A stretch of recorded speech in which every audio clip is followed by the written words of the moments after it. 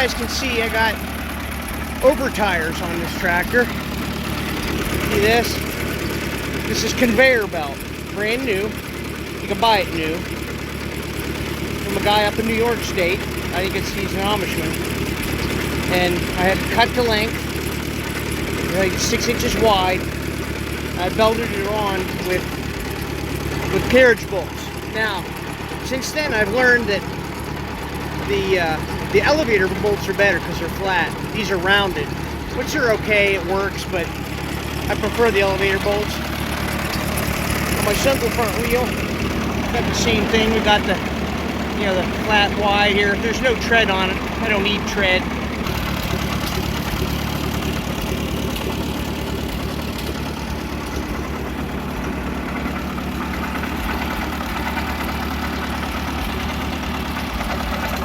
See the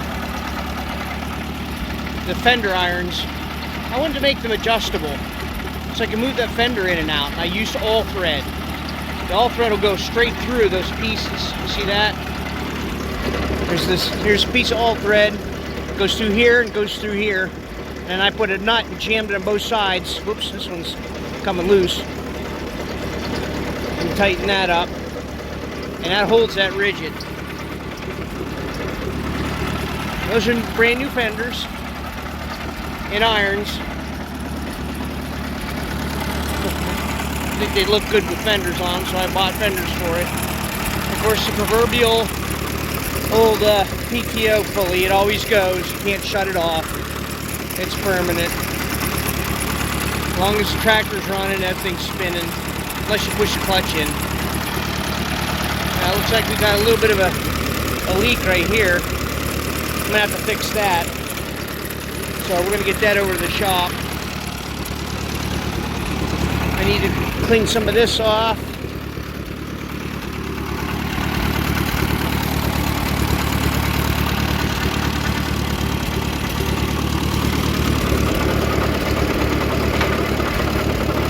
That's for the PTO shaft.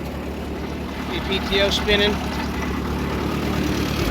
But when you turn it off, the pulley still goes. You can't shut it off.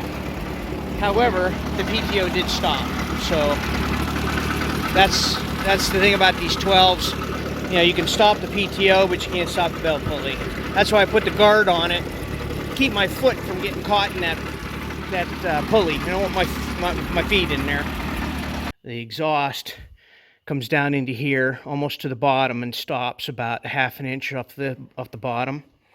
And then the stack comes out a little bit of an angle, so I could move my muffler over to the right, and it goes up. I cut another hole in the bottom. I capped it, you know, top and bottom, and then put a hole over here, off to the side. It goes down, and then welded it onto the flange that goes on the exhaust, and it goes up to about here. So, you know, they're not level with each other. They bypass you. So the exhaust has to come up, over, around, and then back up the exhaust pipe. And it makes it much quieter. It's almost like running a Farmall A. And this is all stainless, so it's not going to rust. Like I said, welded up, and I put a higher exhaust on it because I didn't want the exhaust in my face when I'm driving it. So, I mean, they're supposed to be, you know, I don't know, 8 to 10 inches, you know, off the top, and it's almost a straight pipe. But I like the cap, or the longer extension, and I put a rain cap on it just to, in case I leave it outside. So things I did with this tractor, I had problems pumping fuel after the pump was rebuilt. So I welded a slug on the end of the push rod that goes into the camshaft. I just welded a 1/4 inch slug on the end of it, and it gave me some more throw. And I think that's what helped it out. It gave me some more push on the fuel pump. Is a little extension on the end of my push rod, so that helped that out. I put new pistons, rings in it. I had a really good clutch, an F-12 clutch already, so I just dropped it in instead of buying a new one. What else? I think this is the tractor. I had a bad bearing on the PTO shaft. As you know, the PTO shaft is the bottom-most shaft that comes up to the front. It's down in here. It was growling pretty bad, so I took the shaft all the way out and put a new bearing on it, and it was pretty bad on the end, so I had it machined and put the shaft back in, and that solved that growling problem. Remember, if I put a bushing on here, I may have put a bushing on there, and then put the shaft, a newer shaft, back in it, and that way I got the slop out of it, so this tightened up the front wheel. I don't know why this thing leaked, but it leaked a little bit and it stopped now, so I don't know what's up with that. My O-12 does it too. These darn things are notorious for leaking because there's so many more joints in them and places to leak. So this one, like, so far is pretty good. It helps to paint the tractor with this on it, so that the paint helps seal the dumb thing to keep it from leaking. And yes, Bob Curry, I do have the wrong decal on there. It should be Bob Curry decal, red and yellow right here. We're going to get one of those here someday. I had the mag rebuilt by TrueFire Magneto. And it's nice and hot. It's an F4. Oh, I wanted to tell you too, this thing leaks pretty bad. And I could have fixed it, but even if I fix it, it seems like a lot of them do leak. So what I did was, this is a plastic grape juice container, and I just wired a little cup on it to keep it from running, because, you know, anti-tractors leak. I mean, you can spend a lot of time and effort in trying to get them to stop leaking, and even then sometimes they still leak. So I just let it leak. I don't put much gas in it anyway. It usually runs itself out. And I'm having some trouble with the seat. I think the seat's a little thin. It's starting to cave. I'm currently looking for a 29-hole seat. This thing is pretty bad. I don't know if it's going to last or not. I shouldn't fall off, though, because you sit right in the middle of this. Your butt sits right in the middle of this, so you should, you know, even if it does break, I should be okay. But I do want to get it fixed eventually, because it's kind of a safety issue. Brakes work good. Got new brakes in here. I think I put the old oil back in the transmission, because that's good stuff. Good heavyweight stuff is tried and true. As long as it doesn't have any water in it. Like I said, I poured it back in. I think it probably added some 120 or 140 back in it. Get the heaviest as you can buy. I'm not even sure what the weight is now that you can get, but and I put gasoline down the tank, so I painted the cap red.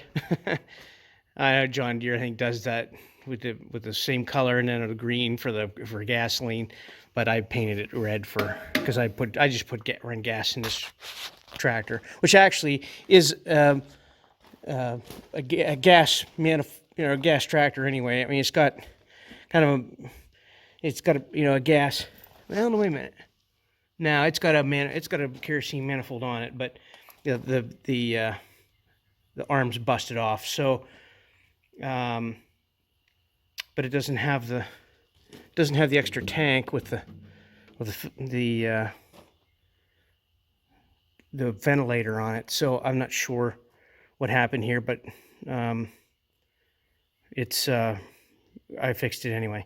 I think the block was not broken, but the block was cracked. I fixed the block, so you can hardly see it. And, you know, if you take your time and you use JB Weld and use it and sand it down and reapply it and just make sure everything's clean, you can get a pretty nice repair at a JB Weld. So that's what I did.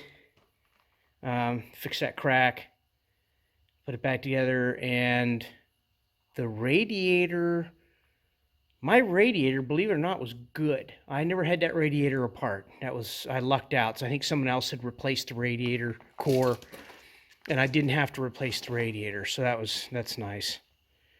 I bumped it with the tractor, dented it, so you know, you can't keep everything perfect.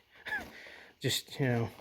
Oh, I want to mention to you guys too, if you ever have these wheels off, these steel wheels, and you put them back on, after a while, after you have them on back on for a while, make sure you retighten these, because these things will loosen up. I'd restored it and took it to a show, and one guy said, "Hey, your wheel's sliding," and you can see the scratch here. It started to ride off the edge of the axle, and it was sliding out from the thing. I said, "Yeah, something's wrong here. I wonder why that wheel's moving it out of there so far." So we got it jacked up a little bit, pushed it back in, tightened the bolts back down. So like I said, these bolts, you know, it's a good thing. You probably ought to try and tighten them back up even after it's restored, because they tend to try to loosen themselves up. I wanted to show you my half. I got a half of a drawbar. This is so that the plow the single bottom underslung plow comes under that side and is right about in here somewhere. A mold board, I think it's a 12 inch, or is it 14 inch? I can't remember. Anyhow, the beam goes up underneath the tractor and bolts up to the frame rails, but the plow goes right about here. I do have the plow. I've never had it on. What else? I wrote down on and off for the mag, just with little white letters. That helps so you can keep things straight, because I get so many tractors here and everything's so different that I got to write down, you know, even the gear pattern, shift pattern on the top of the plate, so it kind of helps me keep it, you know, keep my bearings on what gear I'm trying to shift it into. Kind of unique with the single front wheel. I kind of liked it, kind of like the tractor, because I think the single front wheels like this, I think they quit making them maybe 36-ish, somewhere in that vicinity. They had different types of front wheels. I don't see this one very often, which I kind of liked. It was a little thin in a couple places, so I welded it back up, welded some patches in it, and it's in pretty good shape now. And the over tire helps it from, you know, breaking through anymore. But this is the cultivator shift gang. So when you go in the end of the rows, this thing shifts, and the cultivators down here will move with the front wheel, so you don't run over the corn. This is the plow guide. There's a beam that comes out of here. It comes down into the dead furrow, and there's a coulter on the end of it, and it helps you steer the tractor, so you can let go of the steering wheel and watch the plow. That's what this is. That's the plow guide.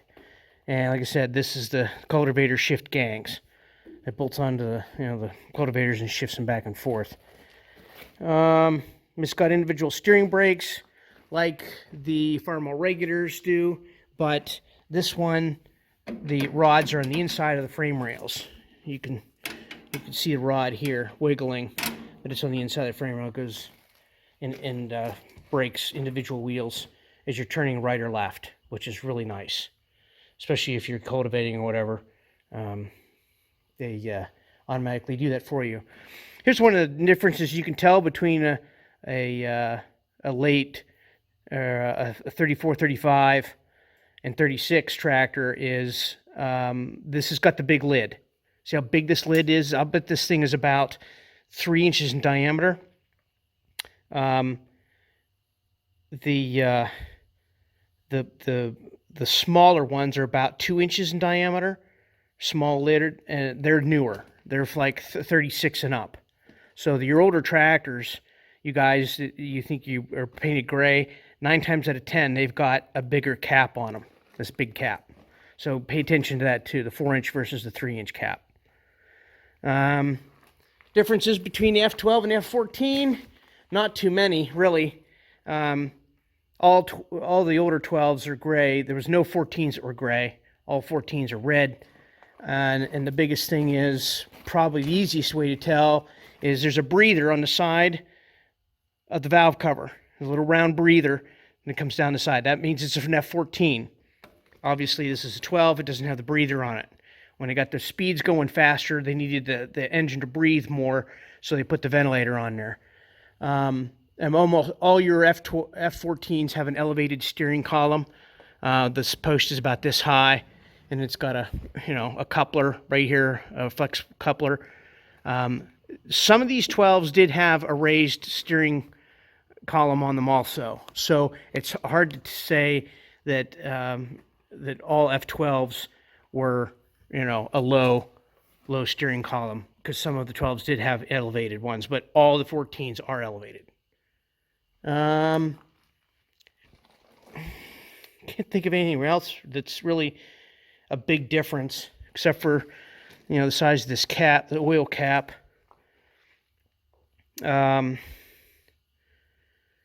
Paint, they had them with gray, but then in late 36 they went to red, so you might even find some of these old gray F-12s with red paint on them, because you could take the tractor back into the dealer and have them repainted red in the 40s. It was just something that the dealer offered, to update your tractor by painting it a different color. So they said that exhaust stack is not original, but I like it that way, so we're going to leave it. Otherwise, they're just a straight piece of pipe that comes out of there. The older tractors, too, also have cast iron steering wheel. The newer ones, maybe 35, 36 and up, started going with composite steering wheel. That's pretty much it. All the rear wheels are the same except for Waukesha's. Waukesha's have the bowl hub, which is round, and the spokes come off of the drum. And the front wheel, I think most all the Waukesha's are solid cast, and it's a single wheel on a Waukesha. Thanks, folks, for watching. This is Daring Dave signing out. We'll have some more on some of these other tractors in here. We'll go over eventually and walk you through them, say what I know or don't know. So anyhow, thanks for watching. Like, subscribe, and see you on the flip-flop.